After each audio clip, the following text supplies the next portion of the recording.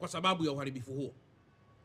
Pesa hiyo hiyo ya serikali inaendelea na ukarabati wa shule, ukarabati wa vituo vya afya na ukarabati wa miundombinu mingine ambayo inaweza kuwa ilipata madhara. Lakini sambamba na hilo, tumemsikia mkuu wa wilaya ya Temeke anaomba kwamba usafiri huu urudi barabarani, na sisi tulipaki hapa, na niwashukuru sana vyombo vya dola, jeshi la polisi, jeshi la wananchi Tanzania.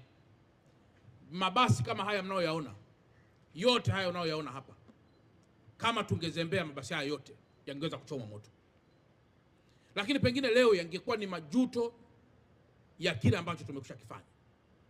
Kwa hiyo shukrani zangu za pekee sana kwa namna miundombinu hii ilivyolindwa. Sasa kwa kuwa maombi ya mkuu wa wilaya, na yeye ndiye anayekaa hapa panaona wananchi wake wanavyotaabika.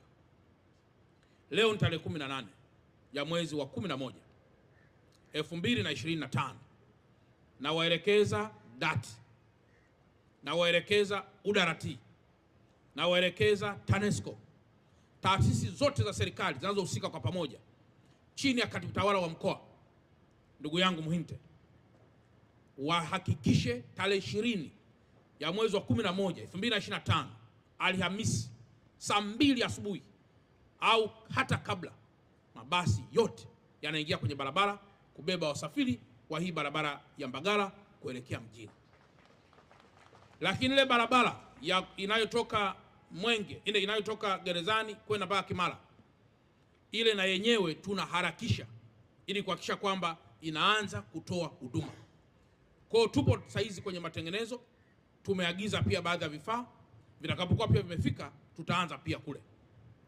Lakini tarehe 20 kabla hata saa 2 barabara hii nione mabasi yameshafika, yanapakia abiria kwa utaratibu mzuri mtakaouweka.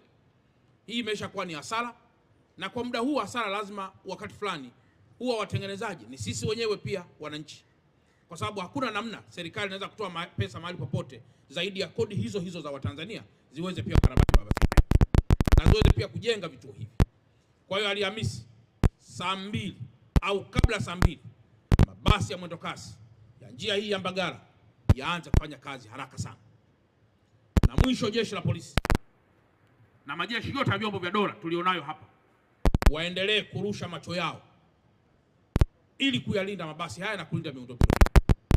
Nafahamu wapo Watanzania wema sana ambao wakati wote wamekuwa ni mabalozi wazuri wa amani.